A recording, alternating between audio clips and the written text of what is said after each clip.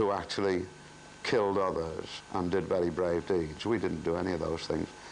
But what we did was to find information that would save lives and possibly shorten the war. And we became very easygoing and so on. And one incident sticks in my mind. We came off watch one morning, saying that the rest of the day is ours, and we were called over the intercom saying, Sea Watch, that was the watch I was in, report to the signal school. Well, we hadn't been to the signal school for 3 years. There was cobwebs all over the, you know, the locks were rusty. I thought, what the hell is this? So we went down to the signal school, and there was a new warrant telegraphist out from the UK, and he's going to smarten us up a bit. And looking back on it, I wouldn't have blamed him, but not at that age. So we walked in and we sat down there, and he said, now then, you lot, he said, I'm going to teach you about RT procedure. What the bloody hell do we want RT? We're not going to use a microphone, we're not going to send messages by phone. And I started to look out the window. By then I was ready for my acting PO, you know, sort of getting places. And I kind of looking nonchalantly out the window. So he said, what's your name, lead name? I said, Kendrick, Chief. He said, suppose you know all this, do you? I said, yes, Chief, we were taught it in signal school back home. Oh, you know it, do you? Yes, Chief. Oh, well, he knew we hadn't used it for 3 years. I mean, and he was doing the right thing. But I was cocky at that age, you know, so he said, choose somebody in the room and send him a message. Well, I looked around and we had one of these, you know, a fellow called Peter Shaw, who didn't live very far from us, from here. And he was a raging gay, you know, with his hair bleached and all the rest of it. And in presence of people who he knew were not interested, he spoke normally. But as soon as a stranger came in the room, he put on his mincing hat too, I suppose. And I looked across and I saw Peter. I said, all right, Pete. And this fellow had never met Peter in his life. And good old Pete, he said, all right, Norman. Like this.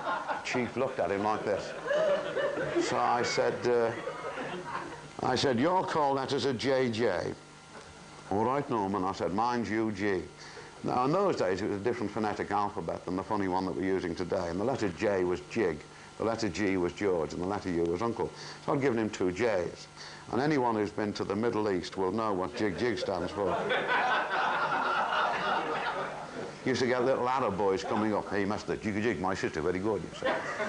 And I said, hello, Jig Jig, hello, and all the lads were looking at the hatch, you know. Hello, Jig Jig, hello, Jig Jig, this is Uncle George. I was all right, you, Jig, this is Uncle George, this is Uncle George. And if you think some of the procedure on 2 meters is long-winded, you should have heard this. Report my signals, over. Hello, Uncle George, hello, this is Jig Jig. He did this little laugh. This is Jig Jig, this is Jig Jig. You're loud and clear, over. Hello, and back you go, and eventually you come to the bit where you say, hello, Jig Jig, I have a message for you, over. Hello, Uncle George, send your message, over. I said, hello, Jig Jig, this is Uncle George. Your ship is turning, over.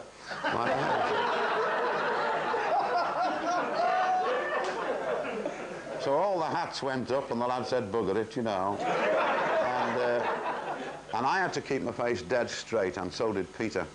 He said, dismiss. And off we went, and he said, I was watching you, leading hand. One bloody smile, and I'd have had you. Looking back on it, if I'd have been him, I'd have said, just stand there, leading hand. But that was youth. Finally, I'm sometimes asked, have I worked any Japanese stations using Kana? Well, I've actually been in a Japanese whaler and sent Kana when I was asked to do some clerical work for a few bob in my spare time, and I went down to Tilbury, and I went down to the radio room with the Jap, and I started sending Kana on it, and he recognised it straight away and got out the sake wine, but I didn't tell him where I'd learned it. And the other one was I got called by a Japanese ship which was in the Bay of Bengal. This is on 20 meters. And I said, where are you bound? Now, I'm sure that some of you here can read Morse well enough to know that the time comes in reading Morse that you don't read letters anymore. It's as if they're talking to you, isn't it? Well, it really is. It's as though they may just as well be speaking to you. And if they're speaking to you, you can imagine accents. I got called from a very nice girl, a woman on 2 meters the other night. Straight away I could tell it was a woman on the key, her turn of phrase and everything. And I could almost hear her voice. And it was the same with this Jap. And I said to him, "Where are you bound?" He said, "Bound for Calcutta with hold full of Honda car." Like that.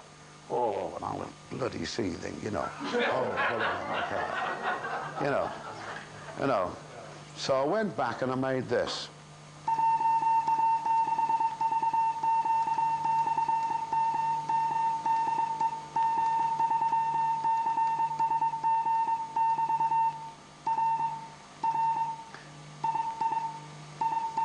Now, I use a short break like that to say something unusual is coming. There are other people, some people use exclamation marks, but I use a couple of short breaks.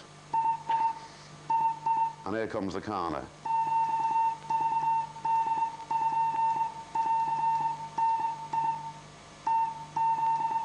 And that TZ isn't the equivalent of RVA. That is the equivalent of RVA I'm not sending anymore. And I didn't. And you're all wanting to know what that said, don't you?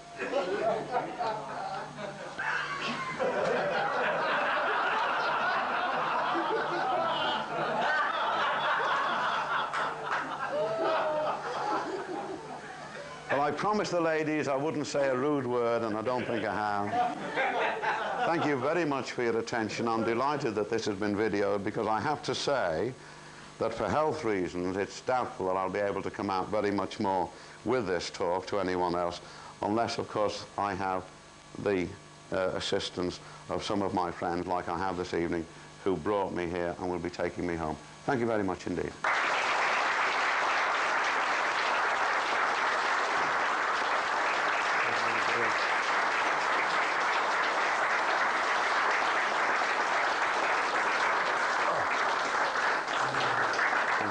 Promised you an entertaining evening, and I'm sure you'll agree that's what we've had. Thank you, Norman, once again for coming along and talking to us this evening, and thank you fellas for bringing him down, and we hope that you've enjoyed your evening as well, and you'll go back and tell everyone what a friendly crowd we've got in the file. We've got people down from Lancaster and all over the place, and can we show our appreciation once more, please?